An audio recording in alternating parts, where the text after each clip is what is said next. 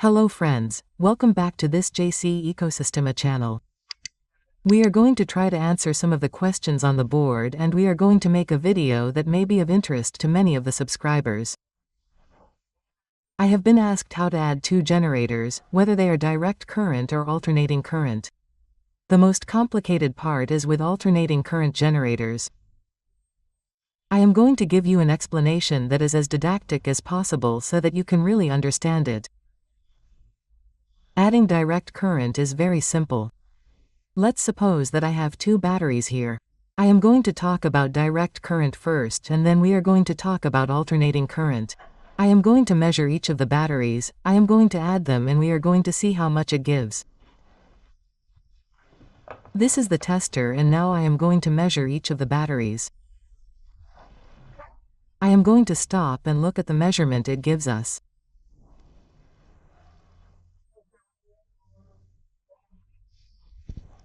V with 84. The other battery has 12 volts 75. If I add the two, it will give more than 24 V. How'd I add here? Here we have, let's see it clearly here, positive, negative, positive in series. If I add them in series, as I'm doing right now, it has to give more than 24 volts, because 12 plus 12 is 24. I put it there and the tester got blocked because I have it measured at 20. I put it at 200, I increase the range of the tester and it has to show me 24 hours. 25.5. Why? Because the fraction that was there just now was more than 12 V. They were added and it reaches 25. That's perfect. In series, the voltages are added. Now, if I want to add the amps, it has to be in parallel. In parallel means positive with positive here and negative with negative. There the batteries are in parallel. It's as if it were a single one, but bigger. It means that the voltage will not increase, it will continue to be 12 V. I put here and it will continue to be 12 V exactly. So, when I put them in series, it gives me the sum of the voltage with the same amperage.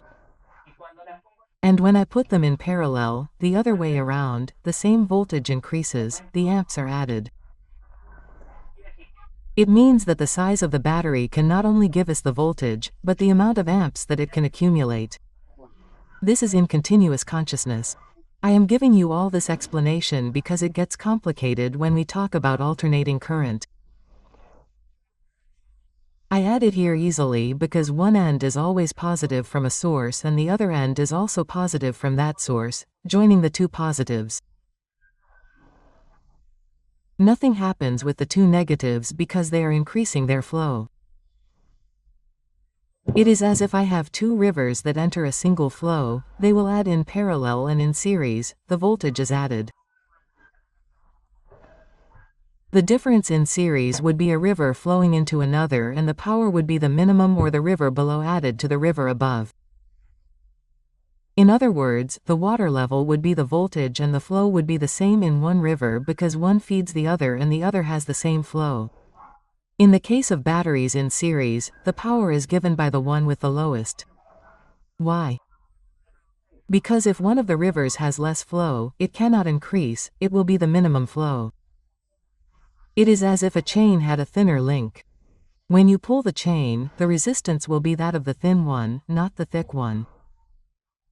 In a word, in series the voltage is added, which is the potential difference, and the amperage is given by the smaller battery or the smaller cell. If I put a large battery and a small battery with many amps, since they are in series, the small one is the one that will send the maximum voltage and the other will have an excess of amps that will not be used. Okay, and in parallel, the amps are added because it's as if the container were bigger and the potential difference is the same, 12 volts. That's with direct current. In this case, it's easy, it's a topic we're all familiar with. Now we're going to talk about alternating current generators. Things get quite complicated there. Now I'm going to give you some samples. I have two transformers that I'm going to supply with alternating current and we're going to see what's going to happen. I'm going to take this out of here. I'm going to use it to support the tester only. That way we can see everything. Here's a 220 to 12 volt transformer. Since alternating current goes in, alternating current comes out. I'm going to test this transformer first. Here I'm going to put the alternating current in. Right now there's alternating voltage. I have to put the tester in alternating voltage. There's alternating. And now I'm going to measure what's here. There's 12 volts.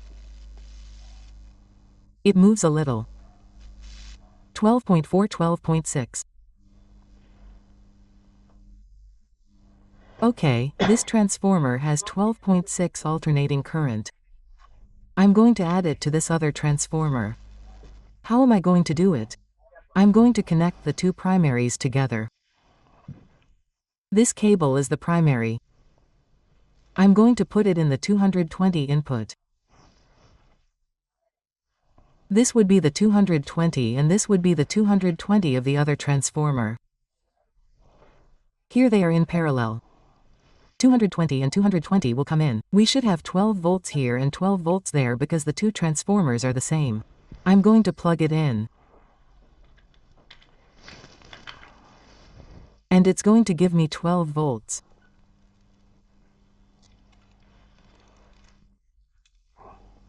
Let's see, there's a lot. Let's see, I'm going to put it more here. If you can see the voltage well. Here I have 12.6. Since the other one is also working, 12.6. Exactly, both transformers are the same. Okay, I'm going to add them.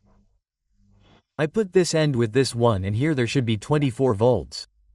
24 and something. 24 plus 6, 12 is 25 and something. Okay, now I'm going to put the tester here to see what happened. I'm going to see if there's more vision. There. Should be 24 volts here. Look what happened. There's 0. How come I'm adding them up?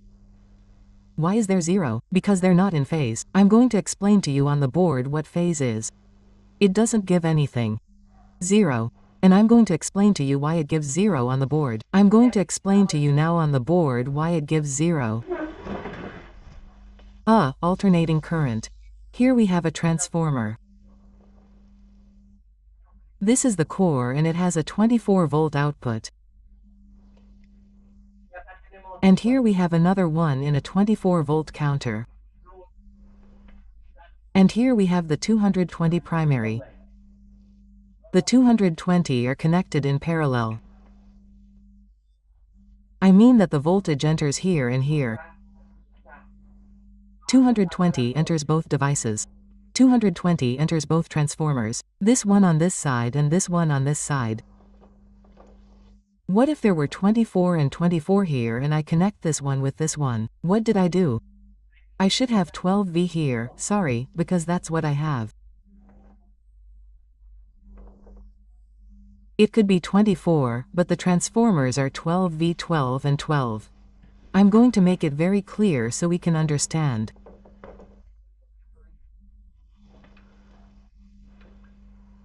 Well, 12 and 12. I have two 12V transformers, but here the current is alternating and fluctuates between positive and negative. This one is positive once and this one is negative once. And at the same time, since they are plugged into the same phase, it can also be positive here and negative here.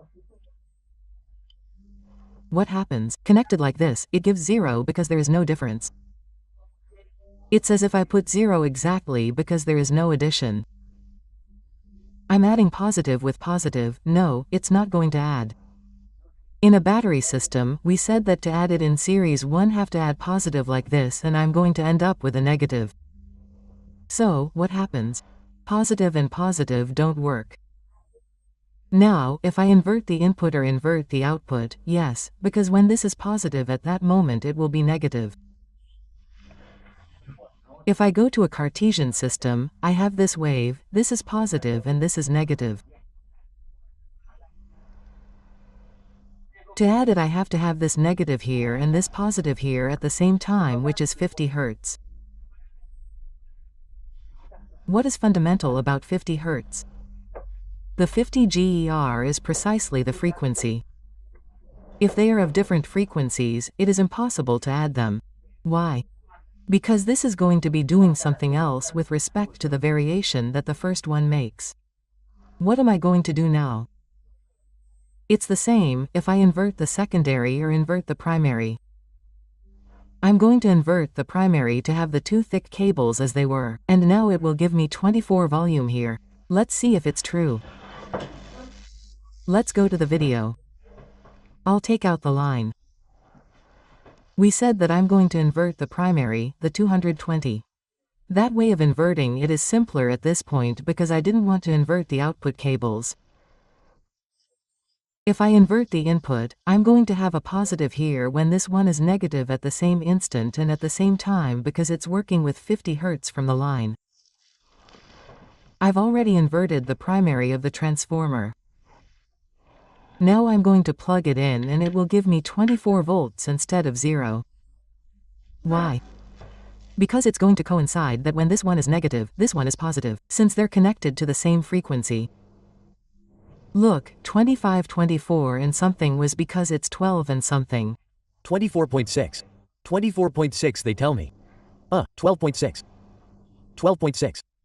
Times 2 times 2 equals 25. That's very clear. Well, it means that to add two transformers together, the phase has to be determined in any way. How do you do it? Invert the primary or the secondary. Instead of inverting the secondary, I could have inverted it here. The important thing is that positive and negative are not joined. Since they are both at the same frequency, at the same rate, this can be done. Now, if we have a generator that works at 100 cycles and the other at 50, it is impossible to add them because the times do not match when one is positive and the other is negative. Here we have 24V. If I want to put them in parallel, I am going to take this out again and I am going to do as I did at the beginning, which is to give me 0.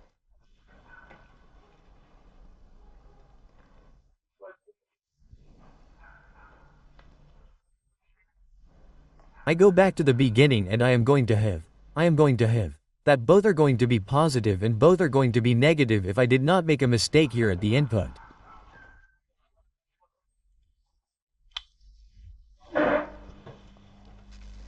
Well, here it should give 0. No, I was wrong. It is better that I was wrong so that you realize that it has to be in another phase. Here I am going to turn it around because there is less wiring. I put this on this side. It is the same to turn the primary or the secondary. In this case, I'm turning the 220. And here, both of them will be positive and both negative.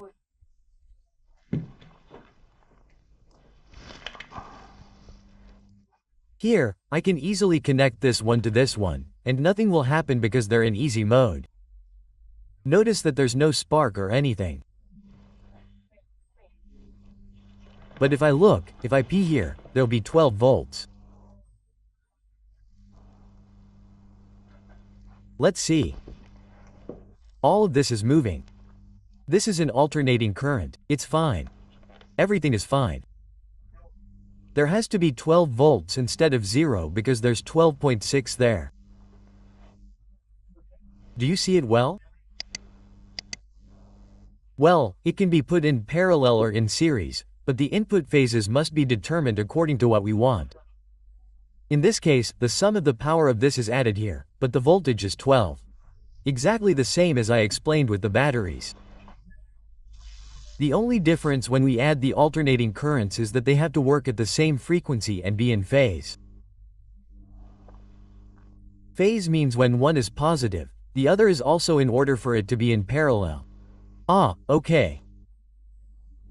It's in phase because the input has the same frequency as 50 in this case in my country. Now, this gets a little more complicated when we talk about rotary generators. When the generator is rotary, the frequency can be variable. Why? Because it depends on the revolutions. One magnet will pass more times per second with respect to the other. And if I put the ones on the axis, I can't add them because they will be out of frequency. One will have, for example, 60 Hz and the other will have 80. It's impossible to add them because they will be out of phase in high voltage generators. In hydroelectric plants, for example, when a plant leaves the system, it's difficult to connect it because the generator that it's going to connect to the line has to be wrapped until it connects with the determined frequency.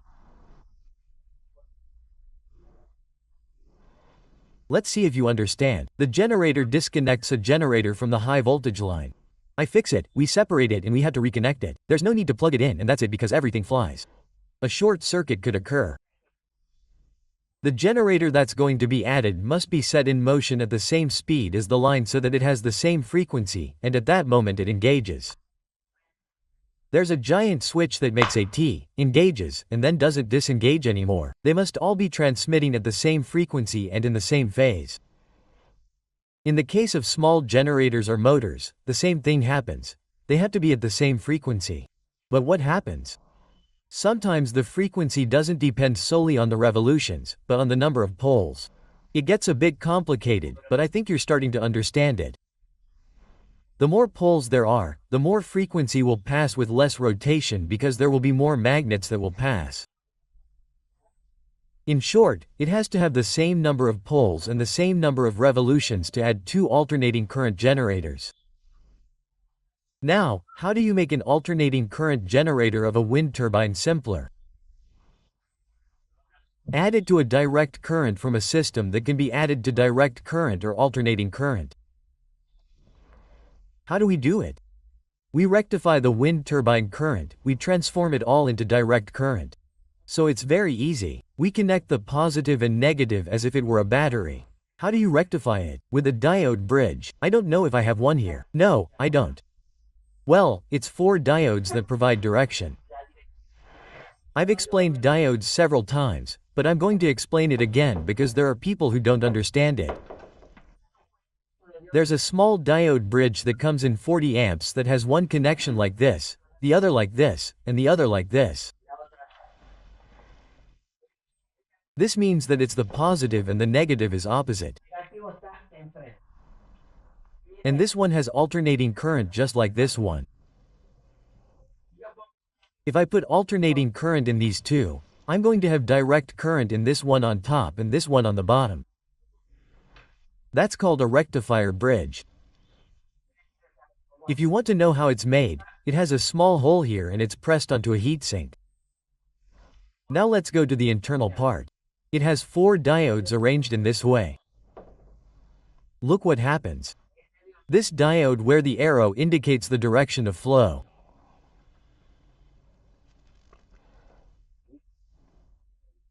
And, I have to think a little bit, but that's how it is. Now I'll analyze it to see if I did it right. This would be the negative. This one is wrong, right? This one is wrong. And this one is also wrong.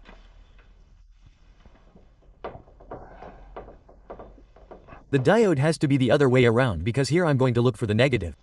In order for the negative to come, it has to be the other way around. I block the positive, but I don't block the negative. On this side, exactly the same. Okay, now I'll show you clearly. Here I get positive and here alternating current. Now, this is the inside of the rectifier. It can be done with 4 diodes. Let's get back to the subject. You have to rectify alternating current equipment to add it. It's super easy because they transform into a direct current generator and add it. Then, if you want alternating current, you put an inverter to generate it. The subject is going to get more complicated, but you'll understand. Let's suppose that it is positive here because the alternating current will vary. Undoubtedly, when one end is positive, the other one has to be negative, because there is no alternating current that releases 2 positives. It will extend once positive and release a negative. When it is positive, note the direction of the diode, it goes this way and the other is blocked, it does not go to the negative. Now I invert it here, I'm going to put, we already said that when it is positive it follows the direction of the diode. It cannot go here and it cannot go here either. When it is negative it cannot go up because it is blocked, but it can go down. So, whether it is positive or negative, it will always go to one output that is positive and one is negative. And when the alternating current enters or leaves between these two ends, there will always be a positive on top and a negative.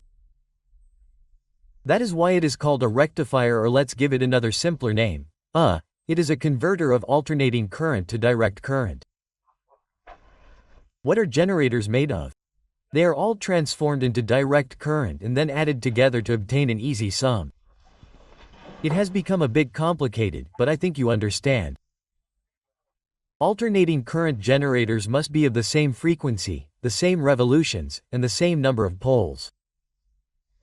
Why? Because if we vary the frequency, we put the same revolutions on a single axis, but it has different poles. The one with more poles will pass the magnets more times and will have a different frequency, even if we take it to the same revolutions. Well, it is essential that you have the same poles and the same revolutions, and then they can be added together. Or we rectify each of the equipment and add them in direct current. That way it will never fail. When we talk about a wind turbine, we must first convert it to direct current, and it can be easily added at the input of the screens. Add the positive screen with the positive quotient of the wind turbine, and then from there, to any controller. It is as if we were adding more screen. It's just a wind turbine and it works easily because they use direct current. We'll make another video later if there are any questions, but the important thing is to answer this subscriber who told me that the important thing is to explain something rather than make a device, and I found it very interesting.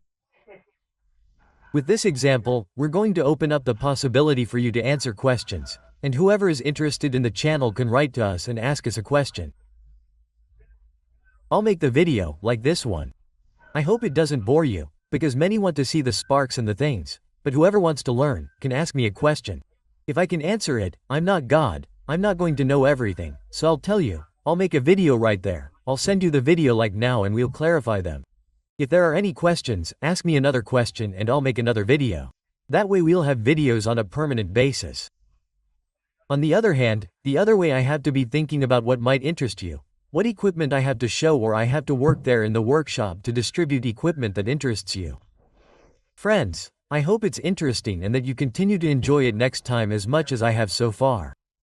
Subscribe, comment, help us increase our subscribers a bit, because we want to reach many people, which is the only thing that benefits us. Until next time and good luck. Yeah.